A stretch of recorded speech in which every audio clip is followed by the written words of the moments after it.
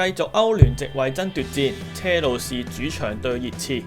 車路士上場對曼聯失利之後呢，今場同樣對前5競爭對手熱刺，已經冇失分嘅空間㗎啦。因為來回6分波嘅話，如果呢場輸咗呢，就會俾熱刺爬頭㗎啦。對比上次對曼聯，車路士今場呢就換成3中堅。林柏特對上嗰輪鬥摩連奴帶領嘅熱刺，正正就係以3中堅嘅陣取勝。車路士作出多個調動，首先前場全部換晒。巴舒亞伊嘅差勁表現呢，今場連後備都冇嘅。左右兩翼呢亦換成蒙特同埋巴克里2位進攻中場，即係代表呢係冇翼噶啦。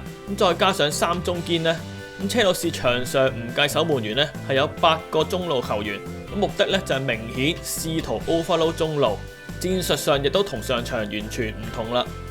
而熱刺同樣以3中堅出戰，前鋒主力全部傷晒之下呢，只能以摩拉加新丁、貝雲積掛帥，功力咧係絕對不足嘅。摩連奴平時對強隊嘅戰術都係以防反為主啦。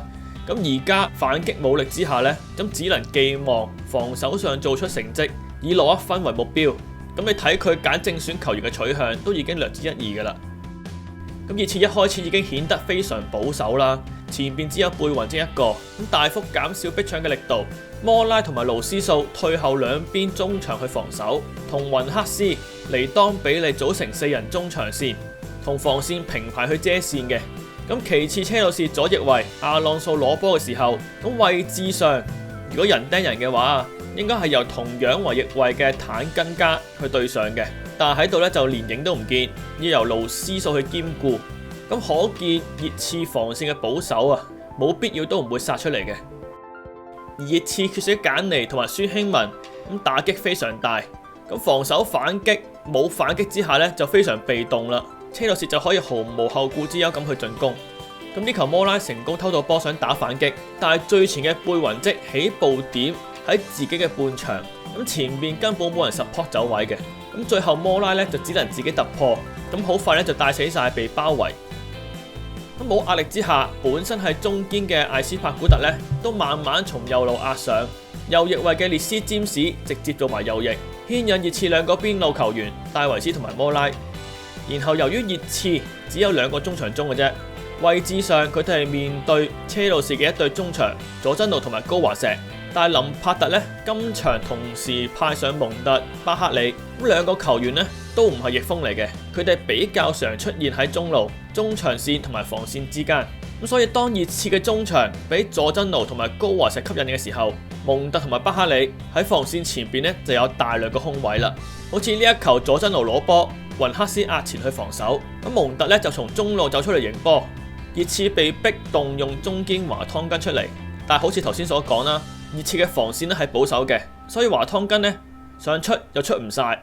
蒙特呢就有位攞波轉身去連接呢個攻勢啦。雲克斯喺中間要同時面對佐真奴同埋後邊嘅蒙特，顧得蒙特又俾佐真奴有時間睇定離傳，兩難之下呢就有時間俾蒙特成功突破轉身啦。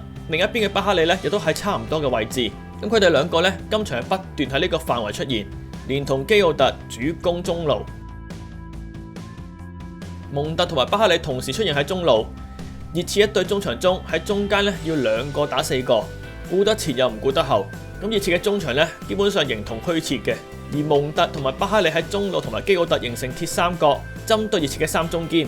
呢球蒙特走出嚟迎波，吸引中堅山齊士離開位置，然後蒙特只需要同巴克利簡單做個 1-2 呢，就足以突破防線。呢球雖然係完成唔到啊，但係都已經見到熱刺嘅防守缺陷。同埋基奧特係有能力喺前場將個波 recycle 攞翻個控球權，對比上場對曼聯呢已經有好大嘅分別啦。最有趣嘅係熱刺又未去到好極端地保守，想逼搶嘅時候，摩拉、貝雲積、勞斯素呢係分別對車路士嘅3中堅，一對中場就對翻車路士一對中場啦。然後就出現啱啱所講嘅蒙特喺中場線後面出現，熱刺中堅殺出嚟，基奧特做支點。蒙特就轉身用翻自己製造出嚟嘅空位，勞斯素處境就非常尷尬啦。佢應該去對魯迪加，定係要防守阿朗素呢？因為坦根加就好似一開始咁講，佢唔會太主動上前防守嘅，唔係次次都上嚟嘅。咁蒙特同埋巴克里就繼續喺中場線後防線嘅前邊等待，阿朗素有足夠嘅時間睇定嚟傳。另一角度更清楚見到佢哋喺線與線之間嘅位置。咁呢個防守嘅缺陷就導致第一個失球啦。雲克斯同埋尼當比利再次壓上去逼佐真奴高華石，蒙特又同樣地出嚟迎波，引開中堅華湯根。另一個角度咧就見到熱刺中場有大量嘅空位，佐真奴就把握到華湯根移動嘅一刻，傳入空位俾基奧特起腳啦。咁熱刺一隊中場就形同虛設，防守係等於零嘅。車路士中場4個差2個，咁仲要面對佐真奴加高華石，咁基本上波皮都掂唔到嘅。咁中場線又繼續壓上，中場被打穿之後，防線又要被逼退後，咁造成巴克利或者蒙特喺中間有好多空位去推進。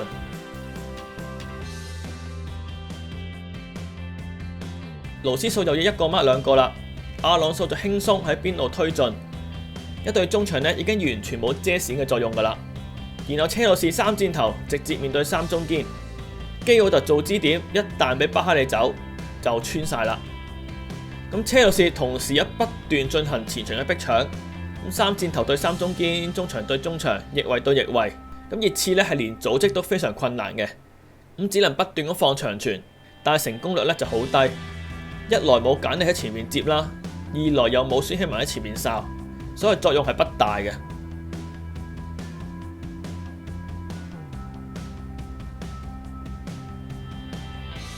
第二個入球同樣係車路士3箭頭集中喺一邊，熱刺3中堅一齊被拉過嚟。咁基奧特做支點，傳俾2個進攻中場。咁熱刺啲中堅唔夠靈活，就難以去防守佢哋啦。另一邊嘅阿朗素又係冇專人防守，因為勞斯素又上咗前。咁熱刺嘅戰術咧係完全被車路士壓制，真正嘅攻不銳，守不穩。領先2球之下，咁車路士減少逼搶，退後建立屏障防守。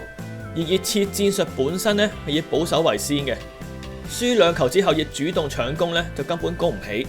車路士3箭頭封閉中路路線，尼當比利走去邊路攞波轉身，但熱刺真正參與進攻嘅有幾多個呢？前面就係得貝雲積、摩拉。就算傳到中間，摩拉嘅腳下，前面都係得貝雲積，可以做到啲乜呢？一個可以打幾多個 ？Half space 位，線與線之間冇人去做連接，只靠長傳。車路士有意去防守之下，根本一啲威脅都冇。貝雲積勉強喺左路推進到3閘線，但係進攻只有摩拉，佢可以做啲咩呢？咁之後拿美拉換入嚟，再加上阿里係有少少改善嘅，但係真正嘅威脅都唔係好多。車路士今場勝利非常重要。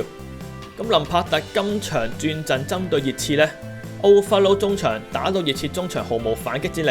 咁特別前鋒用上基奧特喺前場有絕對嘅作用，完全壓制對方中堅艾特韋列特，全場係有7次真頂成功。關於基奧特嘅作用呢，大家可以睇翻以前出過關於基奧特嘅球員分析。其次，林柏特再換上2個靈活嘅進攻中場喺基奧特身邊游走，執第2點。揾基奧特做支點做 1-2， 用速度靈活去針對熱刺嘅中堅，但係前提當然係摩連奴戰術上中場出現大漏洞啦。咁摩連奴排出5-4-1，兩閘極少壓前，防守以保持防線完整為主，再用勞斯素同埋摩拉回後左右中場防守，即係每條邊路咧各用上2個人去防守。咁可能參考咗上場車路士對曼聯而作出嘅針對性部署，我唔肯定。但係至少今場車路士係專攻中路，令熱刺嘅防守大失預算。因為中場中就係只得2個人，巴克利同埋蒙特走入中間 overload 令中場2打4，同時巴克利蒙特搞鳩3中堅，令熱刺兩閘冇咗防守目標啊！勞斯素摩拉又上前去逼車路士嘅中堅，咁所以車路士2隻翼位咧就有空間去上前，而且整場明顯見到摩連奴咧根本冇心搶分嘅，所有部署都非常被動。失第1球之後都已經冇變陣㗎啦，下半場出嚟好快輸第2球，換入拿美拉變陣叫做好少少啦，但係俾人嘅感覺呢，彷彿已經放棄咗呢一場。咁可能知道第5名都有得打歐聯之下，壓力冇咁大，計好晒數，留力之後先搶分，咁真係得摩連奴先知啦。